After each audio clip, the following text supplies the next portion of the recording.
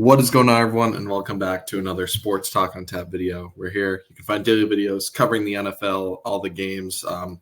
Week 1 already underway, or already done. Week 2, I should say, is already underway as we had the Thursday night game between the Bills and Dolphins. But in today's video, it's me and Colin again. And in today's episode, we're just going to be talking recap of the games, see who's ahead in picks, and then just make our Week 2 picks. And Colin, long day, but we're still here making videos, 11 p.m. at night, kickoff right around the corner tomorrow morning. So it should be fun. Yes, sir.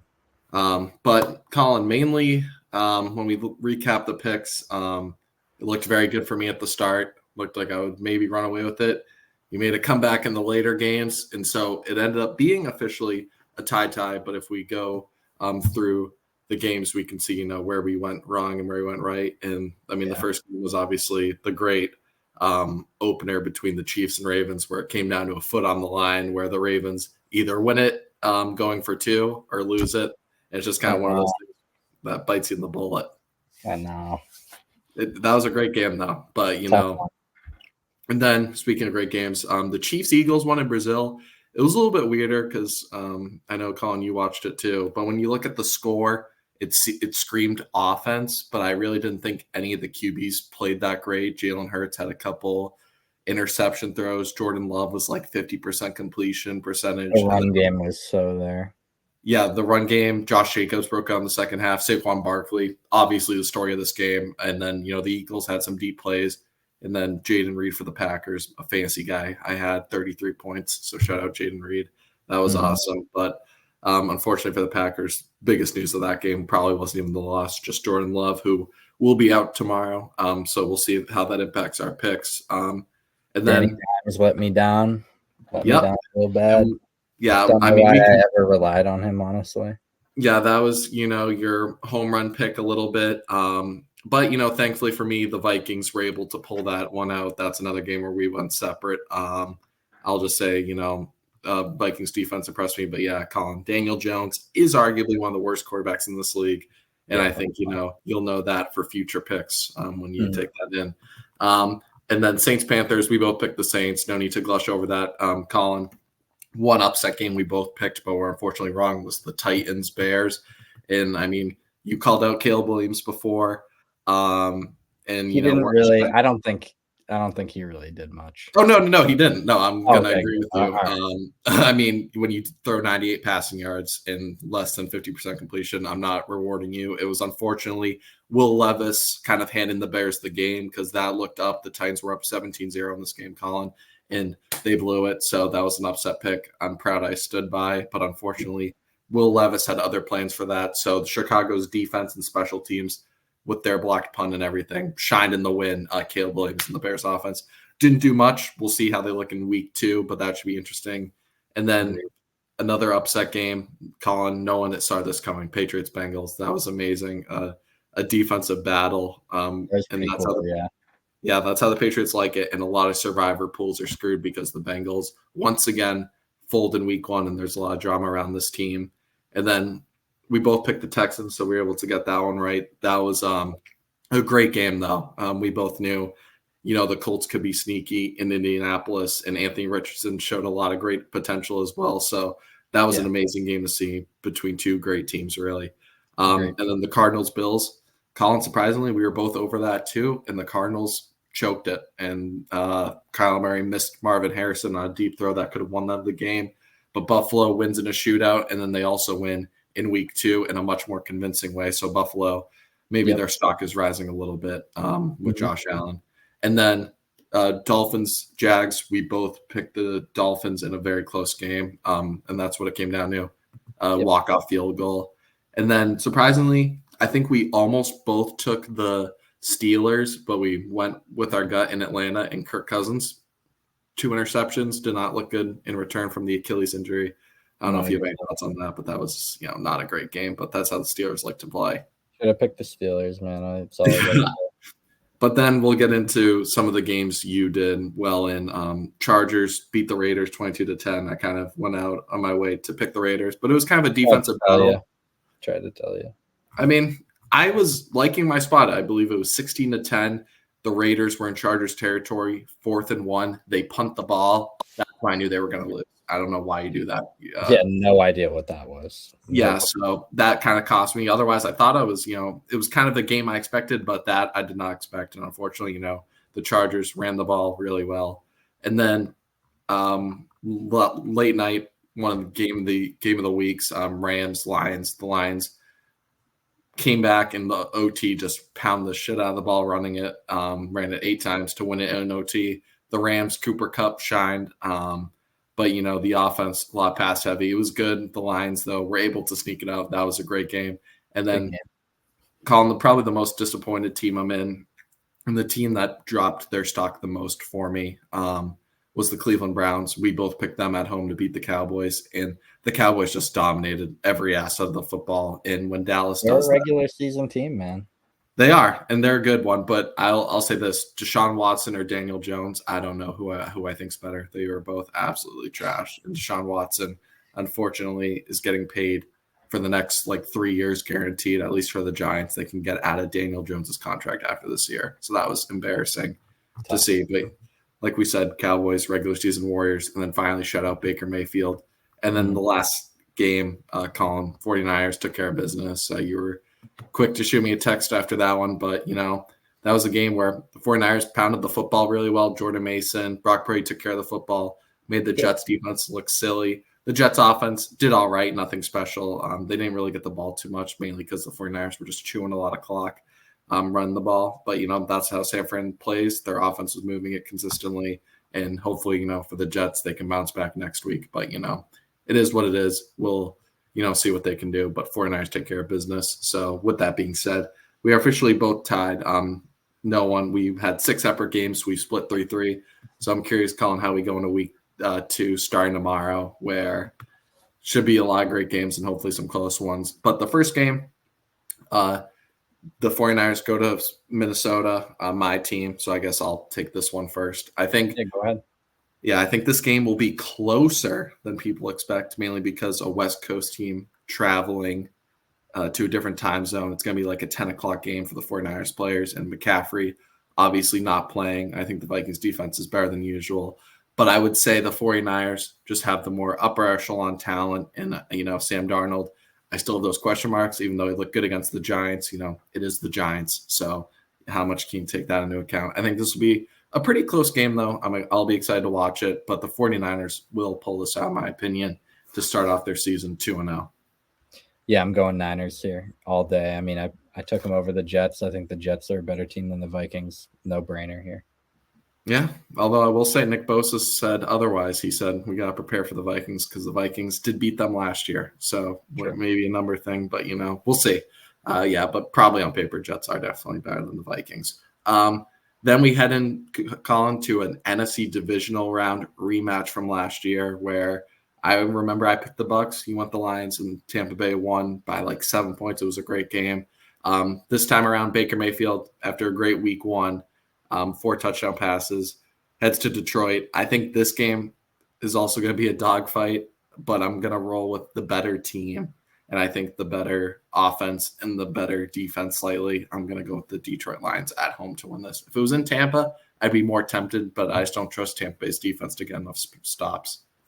Yeah, no, I completely agree. I'm riding with the Lions here. I think they're going to have a great season. We both have them for Super Bowl contenders. I think it'll be a good – this is a good game to watch. Definitely up there. It'll be a shootout, I think. Yeah, and but I got to go with the Lions probably. Yeah, no, especially without Antoine Winfield in that backfield. Tampa Bay might be Swiss cheese, and hopefully Jared Goff can have a bounce-back game. And then we had the other 1 o'clock game, the Jets versus Titans. Colin, after seeing Will Levis sell me 1 week, I am not going to get fooled twice, especially I think the Jets are probably better than the Bears still, even with that 49ers loss. 49ers are definitely a top 3 team around there, so how much can you take that into account? But I think this will be Tennessee's defense, though, is very good. They really made Caleb Williams look silly and only allowed 3 points. So I think this will be on the underside, lower scoring, but I'm going to ride with the Jets to get it done. Yeah. We're 3 for 3 so far. I'm definitely going to go with the Jets here. The Titans just don't have a lot of talent. I like Will Levis, and I think he has what it takes to get it done, but I don't think the rest of his team really does. I know he had a little bit of a slip last week, but yeah, I'm gonna have to roll with the Jets here. Just a better. I mean, Aaron Rodgers or Will Levis, basically. Yeah. Here. Yeah, no, and just the talent. Yeah, I would say, yeah. I did like Will Levis, which is why I like them week one. So hopefully, he can get back on track this week. But Jets defense, even with last week, will still be tough. We can just skip this next game. We could, but it is my lock of the week. Chargers should run the crap out of the ball, take care of business. Carolina. I don't even know. It's already week 2, and you guys embarrassed me. Enough. So Carolina. We'll forget about it unless they surprise. Then we'll talk. But Chargers, across the board, all day. Then the next game, Seattle we didn't mention it, but they had ups and downs versus Denver week 1. They did, control Bo Nix, and Geno Smith had a lot of upside, that rushing touchdown. But wasn't the best game. Now they head to New England for the Patriots home opener, where New England kind of surprised everyone. And going back to last year, this Patriots defense has been really solid. So it kind of comes down to the offense. They're going to want to run the ball, set up some play action, just kind of run their offense through there. I think this will be a really close game because, like I mentioned with the Niners-Vikings, this is Seattle traveling all the way across the country for a one start. And I think this game has a lot of upset potential, but I think it's one of those games where Seattle just kind of kicks a game-winning field goal at the end to barely win. You're picking Seattle? Yeah, I'm picking the Seahawks to win this one. I like the Patriots' energy. I liked how they were playing against the Bengals, especially their defense. I think if they clean it up a little bit on offense this week and just kind of improve on what they were already kind of doing beforehand, I think their home opener will be a good one. It's kind of tough for me to bet against them here. I do like the Seahawks. I just don't know if they have the defense for it. It's really like a defense. It's a weird kind of thing here because the Seahawks have the better offense, but the Patriots have the better defense. So yeah, it's really just about whether the weaker side of each team gets it done. And I'm going to bet on the Patriots for this one, honestly, with all the momentum and home opener, obviously. Yeah, no, and I definitely see what you mean. Patriots defense is going to keep them in probably any game as long as they take care of the football. But for me, I think Seattle, they did well with Bo Nix last week. Bo Nix really threw 2 picks, could have been 5. I think Brissett might be a little bit smarter with the football, but if Seattle just doesn't get torched, which I don't think they will, I think they'll have enough offense to win. But like I said, I think it's going to be a really close game down the wire. So it'll be exciting to see if the Patriots can start off 2-0 when many people thought they were going to get the number 1 overall pick. So that'll be fun in their home. That'll be a good one. And then another 1:00 game that, Jordan Love was downgraded to doubtful. So under the assumption he won't be playing. In either way, I'd like the Colts in this one. Anthony Richardson showed a lot of flashes. I think this game could be closer because I think the Packers defense has a bounce back game against the Colts a little bit. They're at home, on their own grass. And I think Anthony Richardson will still have those rookie mistakes basically because he's still kind of a rookie. But I think the Colts just have the upper talent. I think Jonathan Taylor can get it going in the run game and they squeak out a W. Yeah, I'm going with Richardson here, especially with Jordan Love out. Would probably change my mind if he was playing. But I really like how Anthony Richardson's been playing, just an absolute beast. I think it's a no-brainer here for me. Yeah, I like that. And then a couple more 1:00 games. Browns, Jaguars. I think this game, for me, I think it's going to be an ugly one. Jacksonville up 17-7 last week. Choked that away against Miami. Cleveland looked like crap. And until Deshaun Watson, it's a weird one. Yeah, until Deshaun Watson proves to me, I think Jacksonville can take this at home. I like Trevor Lawrence more. I think they have some decent weapons. Brian Thomas looked good as a rookie, caught a touchdown in week 1. So I think it's going to be a sloppy one because Cleveland's defense, I think, will be better than against Dallas. But give me the Jaguars at home to barely sneak this game out. Yeah, Jacksonville is just a little more concrete team for me right now. I don't even know what to say about the Browns right now. There's not much to say after last week. Yeah, no. I think I'm gonna go with the Jaguars here. Just home field. Yeah, looked a little bit better than the Browns did last week too. Just yeah, a more comfortable team for me. Yeah, no, I am too. And then maybe the game of the week, Raiders heading over to Baltimore. I don't know why this is game of the week for you. No. Do I pick the Raiders again? No, I will not. I'll be smarter. Baltimore is angry after that loss. It was a dogfight. Ravens are the better team all around. I think, Colin, there's not much to really say about this. I think we're both, not going to be stupid here. I'm not guessing on the Raiders. It's just not going to. Yeah. So we both move on from that, and then we move into some more of the 1:00 games to wrap it up, and then we'll move into the prime time. Saints at Cowboys. Colin, I don't know how high you are on the Saints after dropping 50 on the Panthers, but they head over to Dallas at home. I'm going with them boys. Yep. I'm going with them boys. That's my team. Regular season team.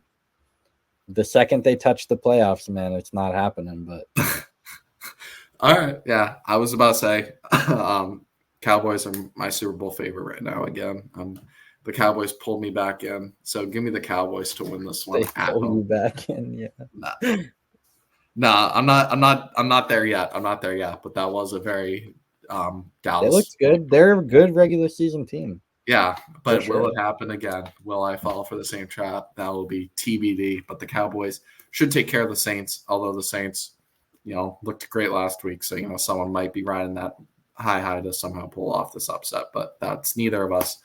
So far, only one game disagreement as we head into the slugfest that this game is going to be in DC between the New York Football Giants and the Commanders. For as bad as the Giants looked, the Commanders didn't look any better. I think the only upside was Jaden Daniels getting a couple rushing touchdowns for fantasy, but their defense looked awful. And I saw a stat today where Daniel Jones, for whatever reason, maybe super bad, kind of owns the Commanders for whatever reason. So that's just kind of one of those things. And I saw a quote from Danny Dimes. This is where I'll end it. He said, "I can't wait for Sunday because we are going to win this game and I'm going to play well." So I don't like that. I don't know if I like that. I don't know if that's a direct quote. I don't know if it was. Yeah, it was along the lines of that. He said he can't wait for tomorrow. So you know what? I was kind of 50-50 on this game, maybe leading the Commanders at home. But you know what? Give me the Giants to go in there and stun the Commanders in what will be the slugfest game. I think Giants win 14-10. That's going to be my final probably score prediction. Is this in New York or is it? This is in DC. So okay, yeah, no. I'm after that terrible quote from Daniel Jones. Does he still have the beard or did he shave it? I don't even know. I think yeah, I don't even care actually. Yeah, no. That was your reasoning for picking them in week 1, so I'm not betting on the Giants. It's just never gonna happen for me. They're so trash, dude. They have nothing going for them. At least the Commanders have kind of like a ceiling that they could hit, whereas the Giants' ceiling is like on the floor right now. Like they have nobody. I will say in my pick'em league, I rock the Commanders, but you know what? For this, I think I'm going to trust the Giants. I'm going to trust Daniel Jones. He said he can't wait for tomorrow. So this may be his legacy game after fans were waiting for him outside of the place where players leave to hassle him and ask for $1 million, because he signed that rich contract and has thrown more touchdown passes to the defense than his own teammates. So Daniel Jones, we're praying for you. And then we head into the 4:00 games, Colin, where we have some good ones, I believe. Rams, after that tough loss, head to Arizona, where Arizona's coming off a tough loss. Can Marvin Harrison bounce back? Will kind of be the, thing people will look out for. But for me, I think the Rams are the better team. I still think Stafford is a top 7 QB. He's really good at making some incredible throws. Cooper Kupp seems to be back to his form. I don't like that Puka Nacua is out for my fantasy team. But I will say I think the Rams, Kyron Williams, they have plenty of weapons. they'll be able to get this done. And I like the way their defense honestly played even last week besides OT. So give me the Rams to win. I think it'll be a close game though, division rival. They're always I very much agree with you here. You pretty much said it all. I don't think the Cardinals are gonna do anything. I can't trust the Cardinals after blowing a 17-3 lead last week against the Bills. It stinks to me when we both picked that upset, coincidentally. And then we head to Steelers Broncos. Steelers play ugly, but I'm not going to doubt them here with a rookie QB and Bo Nix. I think TJ Watt will be living in that backfield, and the Steelers will pick up a dub. Yeah, that's a no-brainer right there. It's probably one of the worst matchups of the week. Oh yeah, no, it for sure is. And then the last 425, this is the game of the week. The Bengals travel to Kansas City. For me, I know the history says Joe Burrow owns Patrick Mahomes, but, Kansas City is just the better football team. There's a lot of dysfunction with the Bengals right now. No Jamar Chase contract. You lose week 1 to the Patriots. I don't care how bad you are or how good. How good you're supposed to be, because there's that thing, the Bengals always start off slow. You were arguably playing a team that was fighting for the number 1 pick and kind of got embarrassed. I know the score said 16-10, but the Patriots dominated that game. So yeah, they did. So I'm gonna go. I think the Chiefs kind of set a statement and embarrass the Bengals tomorrow. I think the Chiefs will win by at least 2 touchdowns, probably. But it's Chiefs all the way for me in this one. All the way, not even close. Yeah, and especially the Bengals. Colin, I don't know if you saw this. Some players are staying. They're still the team to be in the AFC, and it's like, who's the won the last? Are like down there with the Giants for me right now. They're like that low.